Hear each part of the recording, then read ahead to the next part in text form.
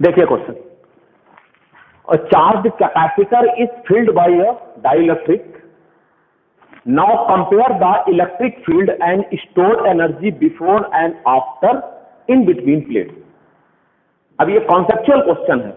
Question ये बोल रहा है कि आपके पास एक चार्ज कैपेसिटर है, अगर हम उस चार्ज कैपेसिटर के बीच में एक डाइलेक्ट्रिक स्लैब डाल दें तो अब कैपेसिटर के बीच में, प्लेटों के बीच में जो इलेक्ट्रिक फील्ड और जो स्टोर्ड एनर्जी होगी उसका पहले और बाद में कंपैरिजन क्या होगा कि मतलब फील्ड बढ़ गई घट गई, इलेक्ट्रिक की एनर्जी बढ़ गई घट गई, इस तरीके से मुझे कंपेयर करना है। तो अब आप देखो, जब भी कभी आपसे बोला, जैसे बोला जाए कि एक कैपेसिटर को चार्ज करके बैटरी हटा दी, इसका मतलब ये कंफर्म हो गया कि चार्ज कांस्टेंट रहेगा बिकॉज बैटरी इज रिमूव। अगर बोलता है कि battery remains connected with the capacitor, इसका मतलब कि पोटेंशियल कांस्टेंट रहेगा। लेकिन अब मान लीजिए कि जैसा कि इस क्वेश्चन में मैंने खाली बोला a charge capacitor, no information is provided कि बैटरी है या नहीं है। इस केस में जब कोई भी इंफॉर्मेशन नहीं दी जाती है तो हम ये मान के चलते हैं कि बैटरी चार्ज करने के बाद रिमूव कर दी गई है। इसका मतलब क्या चीज कांस्टेंट लेंगे? चार्ज कांस्टेंट लेंगे। इसलिए मैंने लिखा here charge over capacitor will remain constant. पूरे प्रोसेस के दौरान चार्ज कांस्टेंट रहेगा। तो अब हम इससे क्या क्या कंक्लूड कर सकते हैं? पहली चीज तो जब आप डाइलेक्ट्रिक स्लैब डालोगे तो कैपेसिटेंस क्या होगा? बढ़ जाएगा, क्योंकि डाइलेक्ट्रिक का यूज ही यही होता है। डाइलेक्ट्रिक इसलिए यूज करते हैं क्योंकि कैपेसिटेंस बढ़ाना होता है। तो कैपेसिटेंस तो बढ़ गया। अब अगर हम फील्ड की बात करें तो जैसा कि मैंने लिखा है कि फील्ड घट जाएगी। ठीक, अब फील्ड घट जाएगी की बात को अपन कैसे एक्सप्लेन करें? एक तो आप ऐसे समझ सकते हो कि जब हम कैपेसिटर के बीच में, जैसे एक एयर कैपेसिटर है, तो एयर कैपेसिटर के बीच में सर्टेन इलेक्ट्रिक फील्ड पाई जाती है।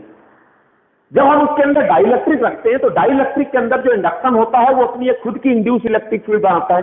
अब ये इंड्यूस इलेक्ट्रिक फील्ड पहले से पाई जाने वाली इलेक्ट्रिक फील्ड के इफेक्ट को क्या कर रहा है? रिड्यूस कर रहा है। एक तो आप इस लॉजिक पे चल सकते हो। दूसरा, जैसा कि मैंने यहां पर समझाने की कोशिश किया है, सिर्फ कैपेसिटेंस क्या हो गया? बढ़ गया। ठीक, अब V is equal to Q by C, charge constant है।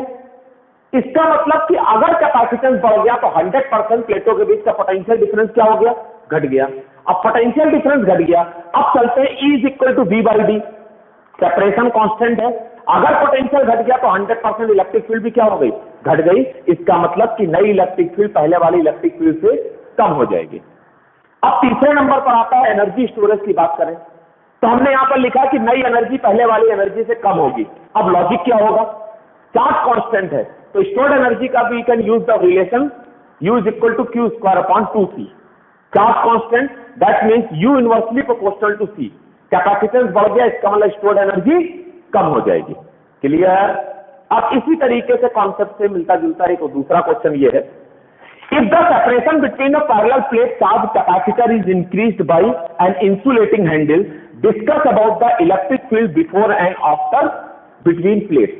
एक पैरेलल प्लेट कैपेसिटर है, ठीक, if the separation between a parallel plate charged capacitor is increased, यहां पर भी देखिए कि आपको चार्ज कैपेसिटर दिया गया है, ऑलरेडी चार्ज है, बैटरी की कोई इंफॉर्मेशन नहीं है। इसका मतलब क्या चीज कांस्टेंट रहेगी? चार्ज कांस्टेंट रहेगा। और अब हमने उनके बीच के सेपरेशन को क्या कर दिया? बढ़ा दिया। सेपरेशन इज इंक्रीज, तो इलेक्ट्रिक फील्ड डिस्कस करनी है। अब जैसा कि मैं सोल्यूशन में अगर लिखूं तो यहां पर क्या चीज कांस्टेंट है? चार्ज कांस्टेंट, तो मैंने लिखा है चार्ज इज कांस्टेंट। अब कैपेसिटर की प्लेट के बीच में जो इलेक्ट्रिक फील्ड पाई जाती है सिग्मा बाई एप्सिलॉन नॉट, या उसी को अगर आप लिखो तो Q upon A epsilon not. अब चार्ज कांस्टेंट, एरिया प्लेट के बारे में कोई बोला नहीं गया तो कांस्टेंट देंगे। एप्सिलॉन नॉट कांस्टेंट, इसका मतलब कुल मिला के इलेक्ट्रिक फील्ड क्या है? कांस्टेंट। इसका मतलब नई इलेक्ट्रिक फील्ड पहली वाली इलेक्ट्रिक फील्ड आपस में बराबर होगी। सेपरेशन के बढ़ाने या घटाने से कोई फर्क नहीं पड़ने वाला। क्लियर? आइए अगला क्वेश्चन देखिए। इन द गिवन सर्किट, आपको एक सर्किट दिया गया है। इस कैपेसिटर 2C, मतलब ये वाला जिसका कैपेसिटेंस 2C है, इस फील्ड बाय ए डाइलेक्ट्रिक, और डाइलेक्ट्रिक कांस्टेंट कितना? K is equal to 2। Find out amount of charge flow from battery. अब amount of charge flow from battery का क्या मतलब? इसको एक कॉन्सेप्ट की तरह सीखिएगा क्योंकि इस तरीके के बहुत सारे क्वेश्चंस बनते हैं। तो मैंने एक क्वेश्चन आपके सामने कॉन्सेप्ट डिस्कस करने के लिए बता रहा हूं कि जैसे मान लीजिए ये दो कैपेसिटर का एक सेटअप बैटरी से कनेक्टेड है। इसका मतलब बैटरी ने ऑलरेडी इनको चार्ज कर रखा है, दे आर ऑलरेडी चार्ज। अब जब आप इस सेटअप में कोई भी डिस्टर्बेंस करोगे तो वो जब डिस्टर्बेंस आएगा ठीक, तो उस डिस्टरबेंस को फिर रीस्टैब्लिश करेगा, रीइक्विलिब्रियम जब मेंटेन होगा तो बैटरी से कुछ अमाउंट ऑफ चार्ज फ्लो करेगा, उसी के बारे में यहां पर पूछा जा रहा है। तो देखिए, जब तक आपने यहां पर कोई डिस्टरबेंस क्रिएट नहीं किया, ठीक, मतलब डाइलेक्ट्रिक नहीं भरा, उस समय सिस्टम का कैपेसिटेंस कितना है, C1 C2 upon C1 plus C2 के मुताबिक 2C/3। बैटरी कितनी है, B वोल्ट की, मतलब चार्ज कितना है 2C/3 into B, that means 2CB/3। अब जब आप इसके बीच में डाइलेक्ट्रिक भरोगे, उसने बोला इस वाले में डाइलेक्ट्रिक भरेंगे, तो नया कैपेसिटेंस क्या होगा, पहले का K टाइम्स। तो पहले कैपेसिटेंस कितना था 2C, अब इसका K टाइम्स हो जाएगा, K की वैल्यू 2 है, इसका मतलब इसका नया कैपेसिटेंस कितना होगा 4C। अब ये 4C और C किसमें लगे हैं, सीरीज में, इनका इक्विवेलेंट कितना होगा 4C/5। बैटरी कितनी है B की, तो अब हमको चार्ज कितना चाहिए 4CB/5। इतना चार्ज पहले से था, अब चार्ज हमें इतना चाहिए, इन दोनों का जो डिफरेंस होगा वही तो चार्ज बैटरी से फ्लो करेगा। तो अमाउंट ऑफ चार्ज फ्लो, जितना फाइनल चार्ज है, इनिशियल चार्ज जो पहले से था, जब हम दोनों को सब्ट्रैक्ट करेंगे तो amount of charge flow from the battery का आंसर कितना आ गया 2CB/15। क्लियर? ये छोटे छोटे क्वेश्चन हैं, लेकिन अपने मेडिकल एग्जामिनेशन के हिसाब से बहुत इंपॉर्टेंट है। अब एक अगला क्वेश्चन देखो, इन the given part of A circuit, ये किसी बहुत बड़े सर्किट का एक सेगमेंट है जो आपके सामने शो किया गया है। If the VA minus VB, ए और बी के बीच का पोटेंशियल डिफरेंस 5 वोल्ट है, find out charge on C2। C2 पर कितना चार्ज होगा, ये पूछा जा रहा है। इस तरीके के क्वेश्चन मान लो करंट इलेक्ट्रिसिटी हो या यहां हो, KVL से सॉल्व करते हैं। तो अब देखिए, जो भी हमको ब्रांच दी गई है, इस ब्रांच को मैंने वापस से बनाया, इस ब्रांच में लगे हुए दोनों कैपेसिटर क्या है, सीरीज में। तो जो अमाउंट ऑफ चार्ज C1 में होगा वही अमाउंट ऑफ चार्ज C2 पर होगा। अब A और B के बीच का पोटेंशियल डिफरेंस 5 वोल्ट है, वैल्यू पॉजिटिव है, इसका मतलब A हायर पोटेंशियल है, B लोअर पोटेंशियल है। मान लेते हैं कि चार्ज Q है, तो plus Q minus Q, plus Q minus Q, क्योंकि दोनों कैपेसिटर में चार्ज क्या होगा, सेम वैल्यू का आएगा, because they are in series. अब अपन लगाते हैं KVL। रेजिस्टेंस के केस में करते हैं पोटेंशियल डिफरेंस IR, कैपेसिटर के केस में पोटेंशियल डिफरेंस क्या लेंगे Q/C। रूल क्या है, हायर से लोअर निगेटिव लेते हैं और लोअर से हायर क्या लेते हैं, पॉजिटिव। अपन उसी प्रिंसिपल के अकॉर्डिंग चलते हैं। सबसे पहले मैंने लिखा बाई KVL, सबसे पहले मैंने यहां का वोल्टेज मान लिया VA लिखा, इक्वल का साइन लगा के इसका लास्ट का वोल्टेज VB लिखा। अब KVL लगाना शुरू करते हैं। पॉजिटिव प्लेट से निगेटिव प्लेट की तरफ मूव कर रहा है, that means higher to lower, minus Q/1। आगे बढ़े, बैटरी मिला, लोअर से हायर क्रॉस कर रहा है, +10। फिर कैपेसिटर मिला, पॉजिटिव से निगेटिव क्रॉस कर रहा है, मतलब हायर से lower, minus Q/2 is equal to VB। अब अगर आप इसको इधर ट्रांसफर करो तो VA माइनस VB कितना हुआ 5 और 10 मिलकर के कितना हो गया 15। चार्जेस को Q2 को एक तरफ शिफ्ट करें, ये बन गया 3Q/2 is equal to 15, that means Q is equal to 10 microcoulomb. ये चार्ज की वैल्यू आ गई। वही आंसर जाएगा C1 के लिए, वही आंसर जाएगा C2 के लिए। देखिए question, find out potential of point P in the given circuit. ये आपको एक सर्किटल सेटअप दिया गया है जिसमें P पॉइंट का पोटेंशियल पूछा जा रहा है। क्वेश्चन के मुताबिक इस पॉइंट का पोटेंशियल 2000 वोल्ट दे रखा है और ये ग्राउंडेड है, ग्राउंडेड का मतलब पोटेंशियल 0। अब अगर आप इसको देखो तो सर्किट को अगर हम शॉर्ट करें थोड़ा, तो ये 10 माइक्रोफैरेड के दो कैपेसिटर किसमें है, सीरीज में। तो 10 का इक्विवेलेंट कितना हुआ सीरीज में 5, फिर 5 10 के साथ पैरेलल है, ये कितना हुआ 15। तो हम इस पूरे चीज को रिप्लेस कर सकते हैं 15 माइक्रोफैरेड से, और साथ में 5 माइक्रोफैरेड लगा, मतलब ये सर्किट रिड्यूस होकर के आ गया कि ये दो कैपेसिटर हमारे पास सीरीज में आ गए, जिसमें इस पॉइंट का पोटेंशियल 2000 वोल्ट है, इस पॉइंट का पोटेंशियल 0 वोल्ट दे रखा है, मिड पॉइंट P का पोटेंशियल पूछा जा रहा है। अब अगर आप देखो तो ये 2000 और ये 0, मतलब इन दोनों के बीच का पोटेंशियल डिफरेंस कितना हुआ 2000 वोल्ट। ये 2000 वोल्ट का पोटेंशियल इन दोनों के बीच में डिवाइड होगा।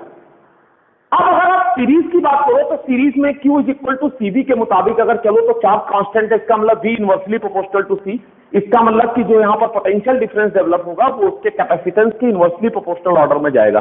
तो ये है 5, ये है 15, मतलब ये इसका 3 टाइम्स है, इसका मतलब कि पोटेंशियल ऑर्डर रिवर्स हो जाएगा 3:1। तो अगर हम V1 V2 पोटेंशियल डिफरेंस मान लेते हैं तो V1 V2 का रेशियो कितना जाएगा 3:1। अब 3:1 2000 को अगर 3:1 में अगर तोड़ो तो V1 की वैल्यू जाएगी 1500 वोल्ट और V2 की वैल्यू कितनी जाएगी 500 वोल्ट। ठीक, तो हमें ये पोटेंशियल डिफरेंस 1500 वोल्ट पता चल गया। अब इसका डिफरेंस V1 है, तो हमने आगे क्या लिखा 2000 मतलब VP, इन दोनों पॉइंटों का पोटेंशियल डिफरेंस कितने के बराबर V1 के बराबर। V1 की वैल्यू 1500 है, तो P पॉइंट का पोटेंशियल कितना आ गया 500 वोल्ट। ठीक, अगला क्वेश्चन देखिए, find out the potential of point O in the given circuit. ये एक सर्किटल सेटअप का आपको दिया गया है, एक पार्ट है किसी सर्किट का, इसमें O पॉइंट का पोटेंशियल पूछा जा रहा है। इसको जंक्शन पॉइंट का पोटेंशियल बोलते हैं, और जंक्शन पॉइंट के पोटेंशियल का फॉर्मूला होता है C1V1 plus C2V2 plus C3V3 divided by C1 plus C2 plus C3। ये कंजर्वेशन आप चार्ट से भी कर सकते हैं, लेकिन ऑब्जेक्टिव एग्जाम के हिसाब से कंफर्म करें तो कम समय के अंदर जल्दी से जल्दी क्वेश्चन सॉल्व करना है, तो we can use this relation. ठीक है, अब यहाँ पर 2, 3, 4 जितने भी सेगमेंट आकर के जुड़ रहे हैं उसी हिसाब से यह ऑर्डर बढ़ता जाएगा।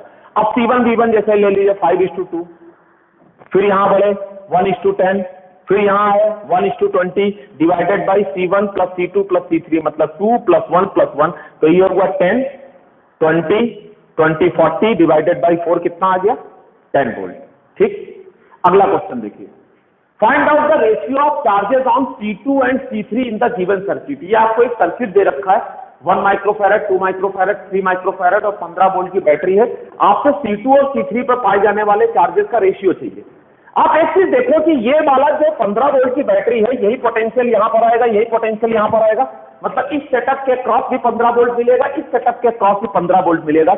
हमने उसी चीज को कन्वीनियंट मानते हुए हमने अपने सोल्यूशन में इस सेगमेंट को अलग बना दिया, जिसके क्रॉस टोटल वोल्टेज कितना आएगा 15 वोल्ट, और वो 15 वोल्ट इनके क्रॉस उनके कैपेसिटेंस की इनवर्सली प्रोपोर्शनल ऑर्डर में डिवाइड हो जाएगा, क्योंकि सीरीज में चार्ज तो सेम होगा, तो V inversely proportional to C। तो ये 1 है, ये 2 है, इसका मतलब पोटेंशियल ऑर्डर क्या होगा 2:1। तो अब टोटल कितना है 15 वोल्ट, 15 वोल्ट को अगर 2:1 तोड़ो तो ये जाएगा 10 वोल्ट और ये जाएगा 5 वोल्ट। ठीक, अब अगर हमें इसका पोटेंशियल पता चल गया, इसका C मालूम है, तो हमने इसके ऊपर कितना चार्ज निकाल लिया, Q इक्वल टू C बराबर 10 माइक्रोकूलम। अब यही 15 वोल्ट का पोटेंशियल इसको भी मिलेगा, तो 3 माइक्रोफैरड का कैपेसिटेंस, 15 का वोल्टेज मिला, चार्ज कितना आ गया 45 microcoulomb, Q equal to CB के मुताबिक।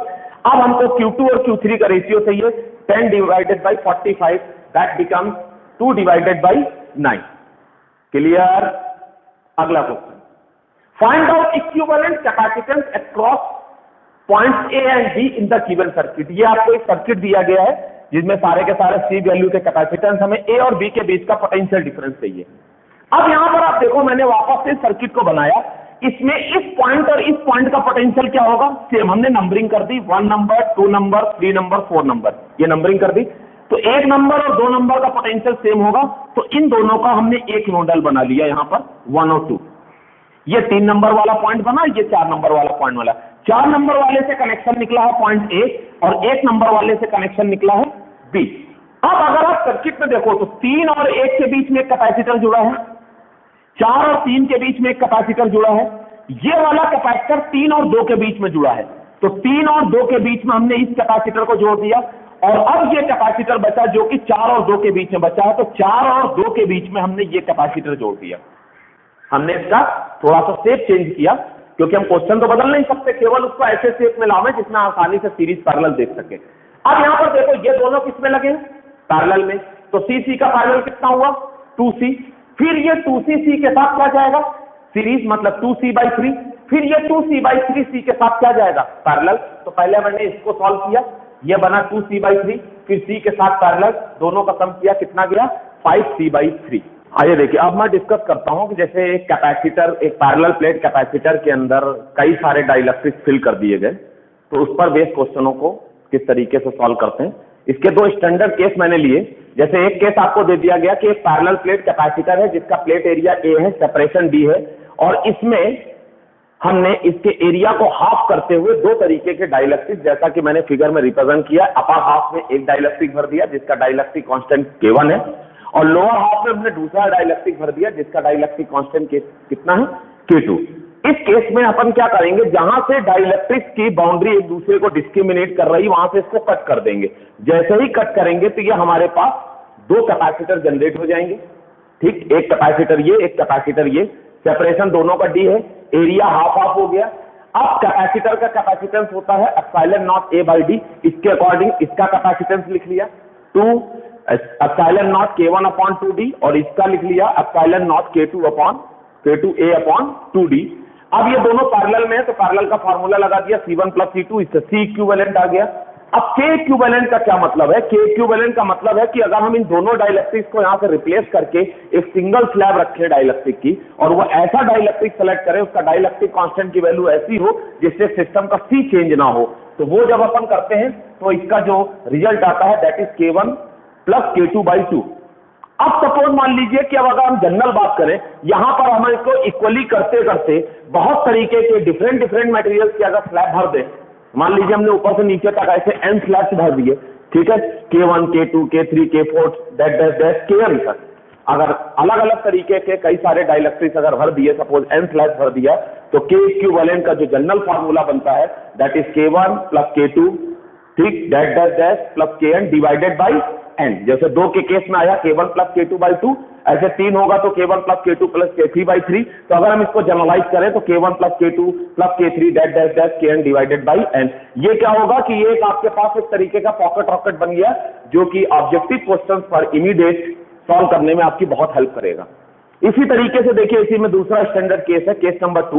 इसमें हमने क्या लिया है, पैरेलल प्लेट कैपेसिटर है और प्लेट के पैरेलल हमने दो डिफरेंट तरीके के डाइलेक्ट्रिक्स भर दिए। इस लेफ्ट हाफ सेक्शन में मैंने K1 डाइलेक्ट्रिक्स को फिल कर दिया और राइट हाफ में मैंने K2 डाइलेक्ट्रिक्स को फिल कर दिया, मतलब प्लेटों के बीच के टोटल सेपरेशन को 2 इक्वल पार्ट में डिवाइड कर दिया, d/2। इसमें एरिया पर कोई फर्क नहीं पड़ा।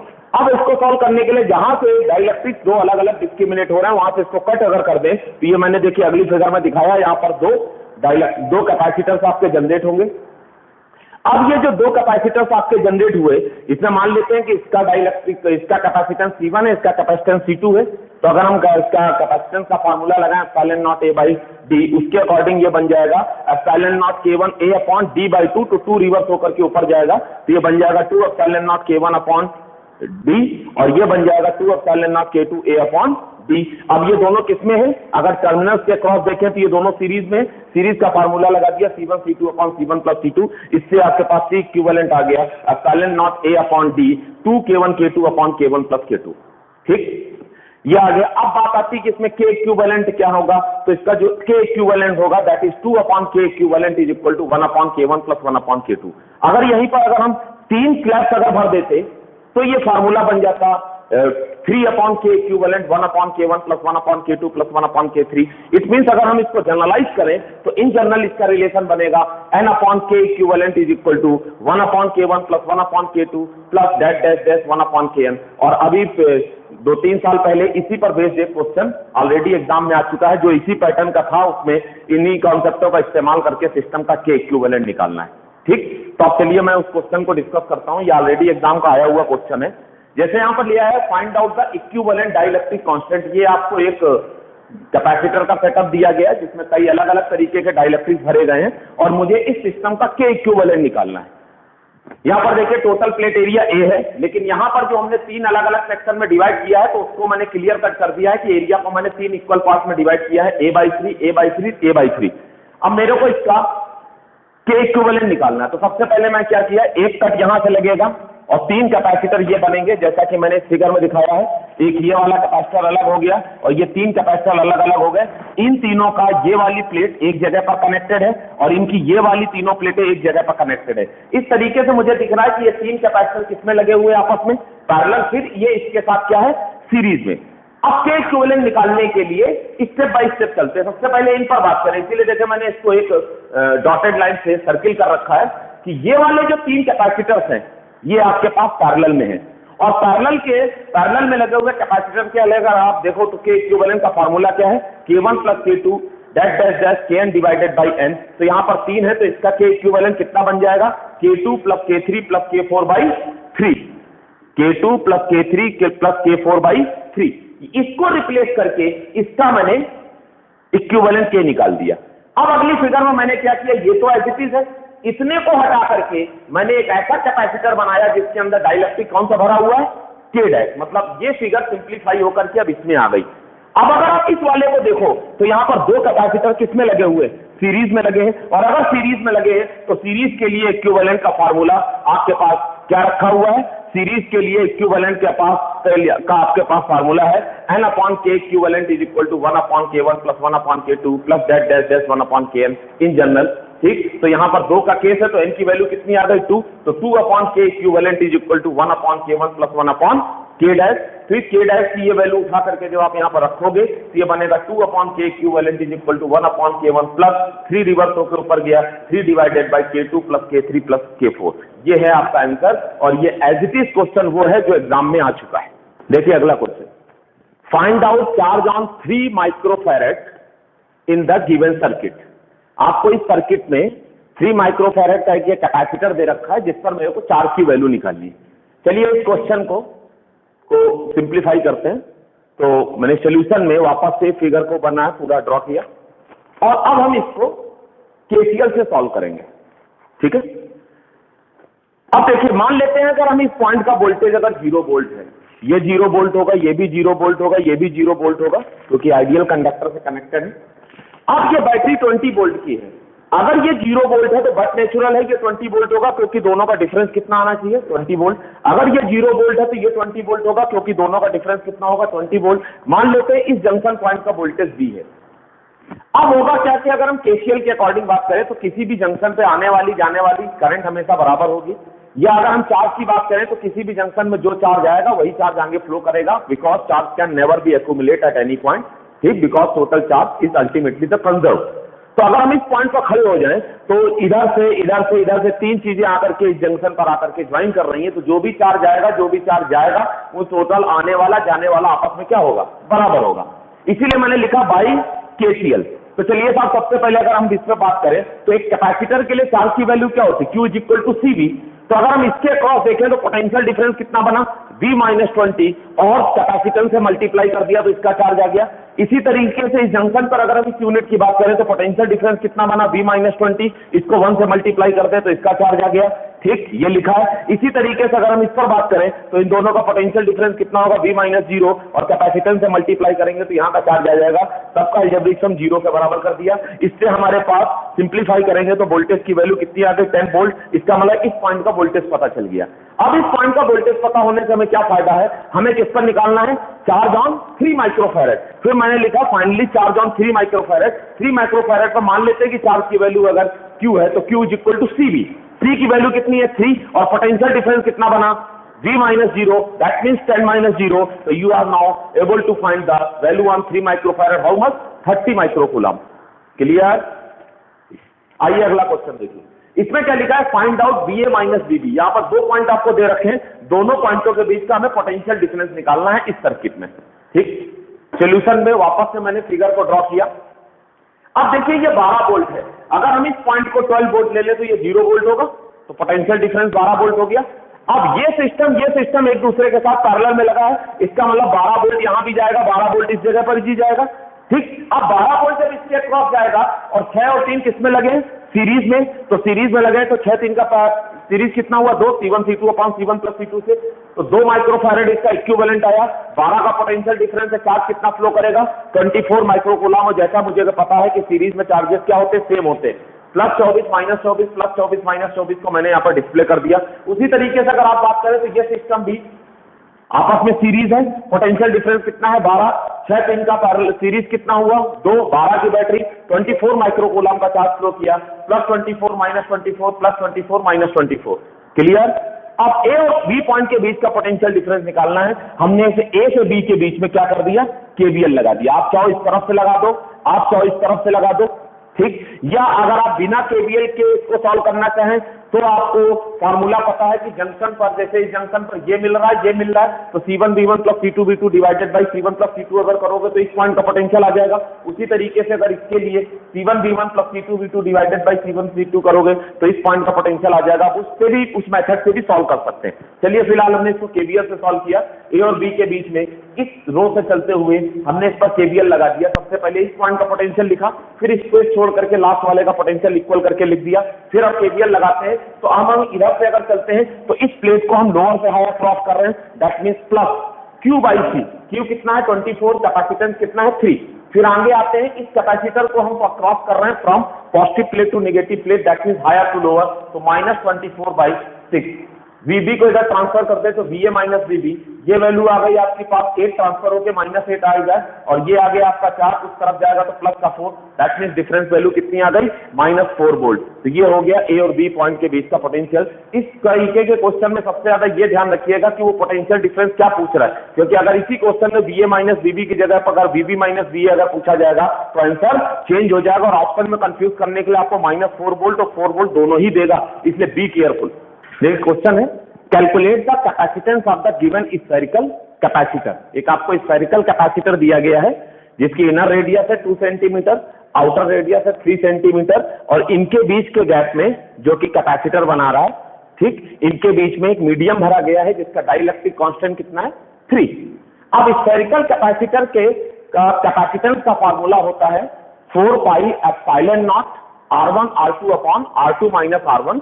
अगर मीडियम नहीं है, एयर वैक्यूम का केस है, और अगर हम मीडियम ले लेते हैं तो फिर फार्मूला बन जाएगा 4 पाई epsilon not K R1 R2 upon R2 minus R1, जहां पर K डाइलेक्ट्रिक कांस्टेंट है। अब यहां पर 4 पाई एप्सिलॉन नॉट की वैल्यू हो गई 1 अपॉन 9:10⁹, K की वैल्यू 3 दे रखी है, R1 R2 आपको 3 सेंटीमीटर और 2 सेंटीमीटर, तो 3:2:10⁻⁴ एंड 3 -2:10⁻²। इसको जब सिंप्लीफाई करेंगे तो 2:10⁻11, that means we can write it as 20 picofarad. तो ये है इसका कैपेसिटेंस। अगला क्वेश्चन देखिए, 2 concentric spherical conductors having radius R1 and R2 greater than R1 respectively, if outer one is charged and the inner is grounded, find out capacitance। ठीक, जो question में बोला गया है उसको मैंने यहां पर ड्रॉ किया। 2 कॉन्सेंट्रिक कंडक्टिंग स्फीयर्स हैं, कॉन्सेंट्रिक, इसमें आउटर वाले को चार्ज देके इनर वाले को ग्राउंड किया गया है। ये कैपेसिटर नहीं है, किसी का कैपेसिटेंस निकलना इस बात को प्रूफ नहीं करता है कि वो कैपेसिटर है।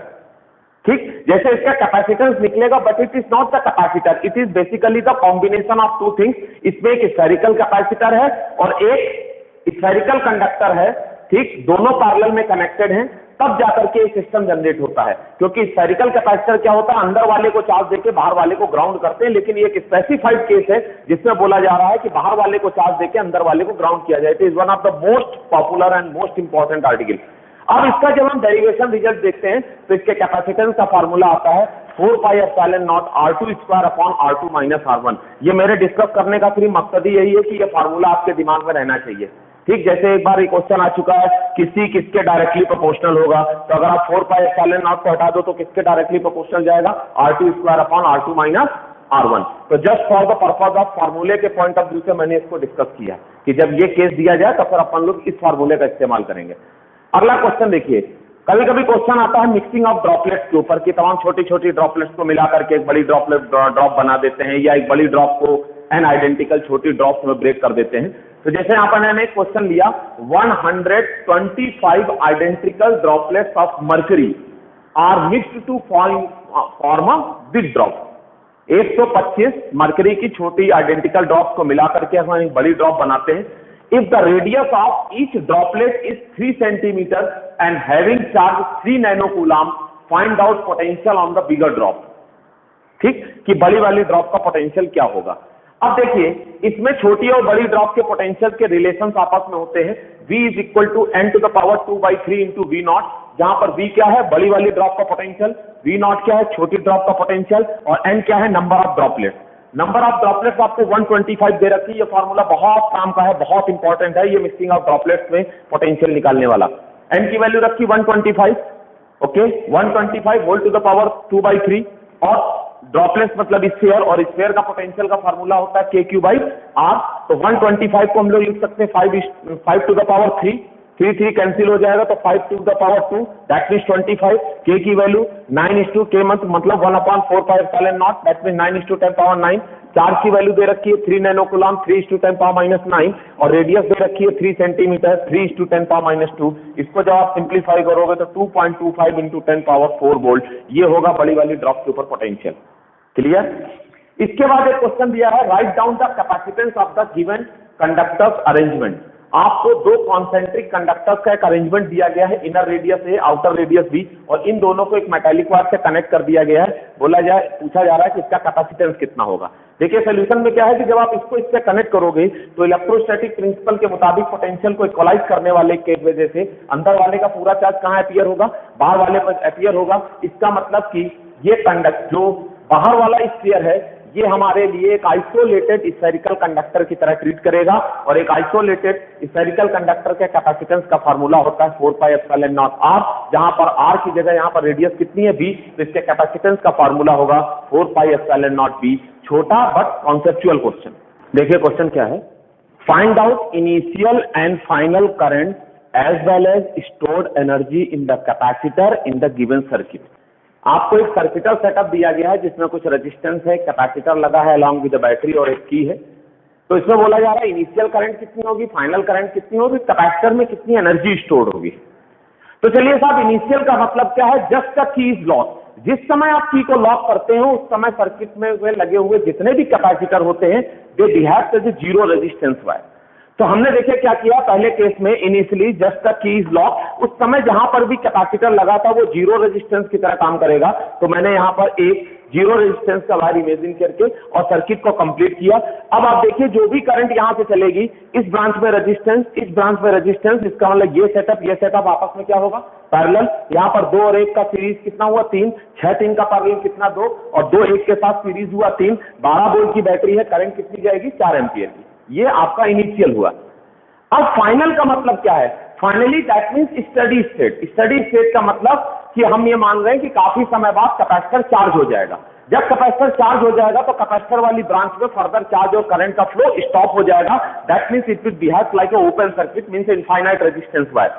तो अब finally that means at steady state ये ओपन सर्किट की तरह ट्रीट हुआ। इसलिए देखिए मैंने सर्किट पे यहां पर इसको ओपन कर दिया, यहां से मान लिया डिवाइस नहीं है, ये इनफाइनाइट रेजिस्टेंस की तरह काम करेगा। अब जो भी करंट चलेगी ओपन ब्रांच में कभी भी कोई करंट फ्लो नहीं करती, इसका मतलब करंट इस लूप में घूमेगी। इस लूप में अगर आप देखो तो रेजिस्टेंस कितना है 2, 1, 3 और 1, 4, 12 वोल्ट की बैटरी है, करंट कितनी गई 3 ampere, 12 divided by 4 that means 3 ampere. अब हमसे तीसरे नंबर में पूछा जा रहा है कि कैपेसिटर में कितनी एनर्जी स्टोर होगी। 3 बातें पूछ सकता है, कैपेसिटर के क्रॉस पोटेंशियल डिफरेंस कितना होगा, कैपेसिटर में कितना चार्ज होगा, या कैपेसिटर में कितनी एनर्जी स्टोर होगी। तब स्टोर्ड एनर्जी है, चार्ज है, पोटेंशियल ऑन कैपेसिटर, जब तक कोई स्पेसिफाइड केस ना दिया जाए we will always discuss all this things as the steady state. तो मैंने लिखा एनर्जी स्टोर्ड, मतलब हम स्टडी स्टेट पर चले गए। अब स्टडी स्टेट में इस समय यहाँ कैपेसिटर लगा हुआ है लेकिन ये फुली चार्ज हो चुका है, इसलिए इस वाली ब्रांच में कोई भी चार्ज का फ्लो नहीं चल रहा है। That means final steady state चल रही है। इस समय ये वाली ब्रांच एक्टिव है। अब ये वाली ब्रांच जब एक्टिव है इसमें तो कोई करंट जाएगी नहीं, इसका मतलब जब करंट नहीं जाएगी तो उस ब्रांच में लगा हुआ रेजिस्टेंस हमारे लिए डेड डिवाइस की तरह काम करेगा। तो इस रेजिस्टेंस का तो कोई रोल ही नहीं है। अब फाइनल करंट की वैल्यू आपने कितनी निकाली 3 एम्पियर। 3 एम्पियर की करंट जब यहां से फ्लो करेगी तो ये 3 का रेजिस्टेंस है, वोल्टेज कितना जाएगा 9 volt according to the Ohm's law, V is equal to IR। अब ये 9 वोल्ट यहां पर है, पैरेलल में यही 9 वोल्ट इसके क्रॉस जाएगा, इसमें कोई करंट है नहीं तो ये कोई वोल्टेज लेगा नहीं, वो पूरा का पूरा 9 वोल्ट किसके क्रॉस जाएगा, कैपेसिटर के क्रॉस जाएगा। अब आपको C मालूम हो गया, V मालूम हो गया। अब आप चार्ज एनर्जी कुछ भी निकाल सकते हैं, जैसे मैंने निकाला हाफ CV²। हाफ C की वैल्यू कितनी है 2 माइक्रोफैरेड, V कितना निकाला 9 वोल्ट, 2 कैंसिल हो गया, 9 whole square that means 81 microjoule is the stored energy in the capacitor. इस टाइप के क्वेश्चन ऐसे डील किए जाएंगे, इसीलिए मैंने इससे तीनों केस डिस्कस कर लिए। इनिशियल स्टेज क्या है, फाइनल स्टेज क्या होती है, stored energy, stored charge, potential, जो भी निकालना हो। Okay, now come to the next question. इसमें दिया है in the given circuit if the reading of the galvanometer is 0। अगर आप इस सर्किट सेटअप में गैल्वेनोमीटर लगा है, if the reading of galvanometer is 0 find out relation between R1 R2 C1 and C2। ये जो R1 R2 C1 C2 लिखे इनमें आपस में क्या रिलेशन होगा। ठीक, ऑब्जेक्टिव में आपको इसी में 4 ऑप्शन बना के दे दिएंगे, जो ऑप्शन करेक्ट होगा उसको मेरे को टिक करना है। अब देखिए क्वेश्चन में क्या बोलता है कि गैल्वेनोमीटर की रीडिंग 0 है। गैल्वेनोमीटर की रीडिंग 0 होने का मतलब इस पॉइंट का पोटेंशियल 100% आपस में सेम होगा। मैंने वापस से सर्किट सेटअप को तैयार किया, इन पॉइंटों के नाम दे दिए A B C D। ये गैल्वेनोमीटर की रीडिंग 0, इसका मतलब B और D पॉइंट के पोटेंशियल आपस में क्या होंगे सेम। मैं तो मैंने यहां पर लिखा as VB is equal to VD। इन दोनों पॉइंटों का पोटेंशियल सेम होगा। इसका मतलब इसकी करंट इस ब्रांच में दोनों में जाएगी, इसमें जो भी चार्ज होगा वो दोनों में जाएगा, तो ये दोनों सीरीज की तरह ट्रीट होंगे और ये दोनों रेजिस्टेंस भी सीरीज की तरह ट्रीट होंगे। अब सीरीज में अगर रेजिस्टेंस लगे हैं तो क्या चीज सेम होगी? करंट सेम होगी। तो चलिए साहब, सबसे पहले अगर हम इस रेजिस्टेंस की बात करें तो ए और बी पॉइंट के अक्रॉस पोटेंशियल डिफरेंस कितना होगा? VA minus VB is equal to IR का अगर फार्मूला लगाएं तो VA minus VB is equal to IR1।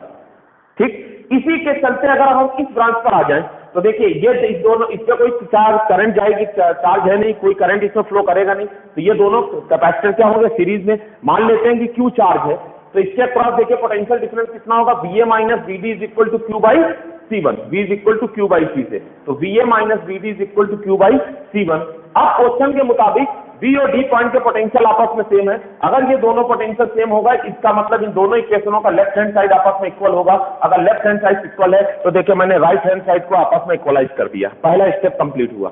ठीक, अब आते हैं साहब, इसके क्रॉस हम क्या लगा दें तो VB minus VC is equal to IR2 लिखा।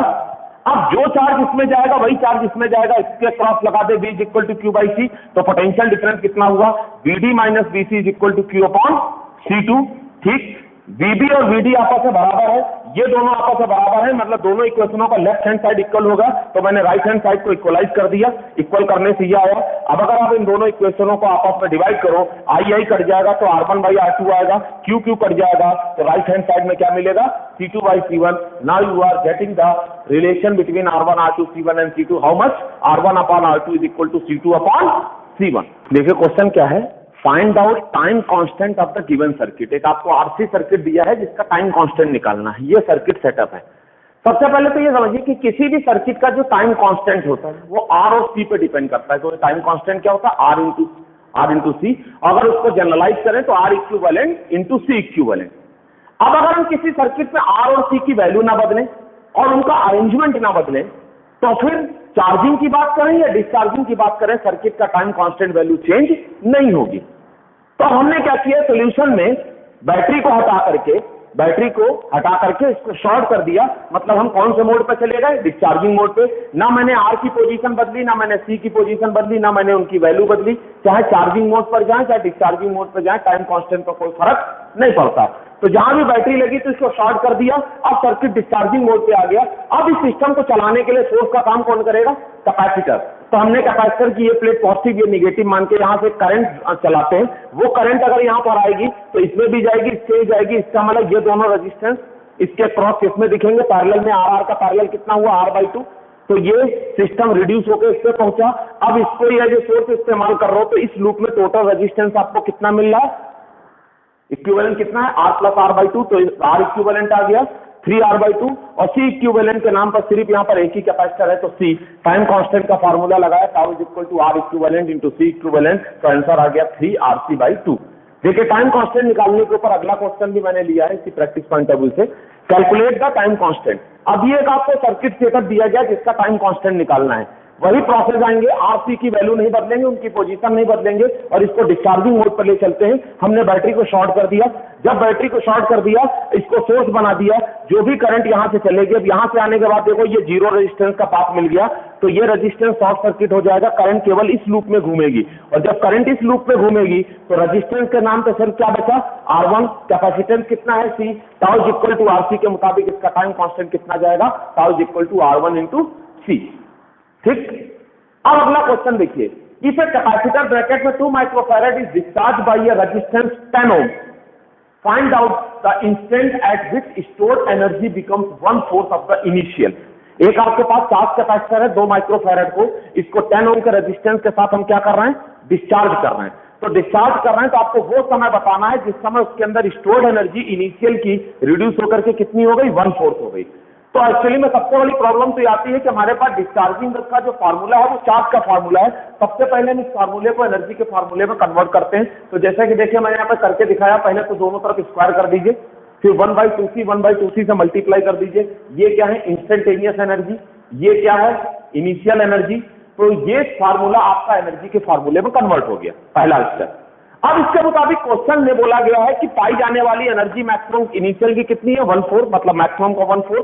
तो यहां पर लिख दिया इस एनर्जी का 1/4। 1/4 आपने किया, u नॉट कैंसिल हो गया, ये बचा 1/4 equal to e to the power -2t/τ। जब भी इस तरीके का कैलकुलेशन आवे, माइनस को खत्म करने के लिए इसको रिवर्स कर दें। जैसे आप रिवर्स करोगे तो ये पावर प्लस हो जाएगी और 1/4 रिवर्स होकर के कितना हो जाएगा 4, मतलब 2 टू द पावर 2। दोनों तरफ लॉग ले लीजिए, जैसे आप लॉग लेंगे तो ये बनेगा 2t/τ equal to 2 into ln2, 2 cut गया तो t इक्वल टू आ गया τ इंटू ln2। ठीक है, मतलब एक तरीके से कैपेसिटर के डिस्चार्ज होने का हाफ लाइफ पीरियड है ये। आधा कैपेसिटर इतनी देर में खाली हो जाएगा, इसका मतलब कि कैपेसिटर का चार्ज जितनी देर में हाफ होगा उतनी देर में उसकी एनर्जी कितनी हो जाएगी 1/4। क्लियर? चलिए सर वैल्यू रखते हैं। टाउ की वैल्यू क्या होती है R इंटू सी। आर कितना दे रखा क्वेश्चन में 10, सी कितना दे रखा 2 माइक्रोफैरड, यहाँ 2 रख दिया क्योंकि हम आंसर माइक्रोसेकंड में ही निकाल लेंगे। ln2 की वैल्यू 0.6931, दैट मीन्स अप्रोक्सीमेटली 0.7। आपने इसको मल्टीप्लाई किया तो ये आ गया 14 माइक्रोसेकंड। ये वो टाइम होगा, ठीक, जिस समय एनर्जी स्टोर की 1/4 होगी। अगला क्वेश्चन देखिए, अ कैपेसिटर ब्रैकेट में 1 microfarad is being discharge by a resistance 5 ohm, find out instant the electric field becomes half of the initial. वो समय बताना है जिस समय कैपेसिटर के बीच में पाई जाने वाली इलेक्ट्रिक फील्ड इनिशियल की कितनी हो जाए, हाफ हो जाए। अब बात यहां पर भी है कि मुझे डिस्चार्जिंग का जो फार्मूला पता है वो चार्ज का formula, firstly we have to convert this relation into electric field relation. तो मैंने क्या किया, और कैपेसिटर के बीच में इलेक्ट्रिक फील्ड होती है Q upon A epsilon not. मैंने क्या किया, दोनों तरफ 1/A epsilon not 1/A epsilon not से मल्टीप्लाई किया। ये इंस्टेंटेनियस इलेक्ट्रिक फील्ड आ गई, ये इनिशियल इलेक्ट्रिक फील्ड आ गई। इस तरीके से देखिए आपका चार्ज का फार्मूला एनर्जी के फील्ड के फार्मूले में कन्वर्ट हुआ। अब क्वेश्चन के मुताबिक पाई जाने वाली फील्ड मैक्सिमम की कितनी है, इनिशियल की कितनी है 1/2, इसको E0/2 लिखा, E0 कैंसिल हो गया। फिर ऊपरी वाली मैथमेटिक्स इसको रिवर्स करेंगे, ये पावर प्लस हो जाएगी, 1/2 रिवर्स होकर क्या होगा 2, दोनों तरफ लॉग लोगे, रिलेशन आएगा t is equal to τ into ln2। Again unfortunately you are getting the value of half life period. ठीक, अब τ is equal to RC, R की वैल्यू कितनी दे रखी है 5, C कितना दे रखा है 1, ln2 मतलब 0.7, वैल्यू पुट करोगे 3.5 माइक्रो सेकंड आपको इसकी वैल्यू मिलेगी।